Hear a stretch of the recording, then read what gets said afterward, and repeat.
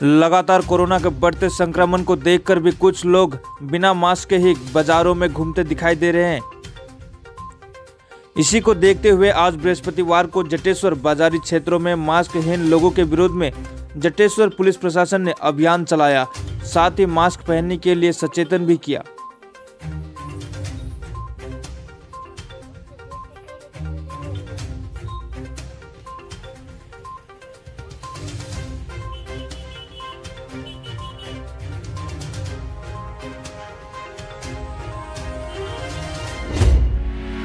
अपने काम के मालिक आप खुद बने। आज ही वेलवेट पेंसिल बिजनेस शुरू करें। आप एक छोटी सी लागत पर वेलवेट पेंसिल मेकिंग मशीन से पेंसिल बनाकर घर बैठे खुद का व्यापार शुरू करें और हर महीने कमाएं 25 से 35 हजार रुपए। जी हाँ, अब आपकी बनी हुई पेंसिल बेचने का सिरदर्द नहीं। आपका बना हुआ माल कंपनी खुद खरीदेगी।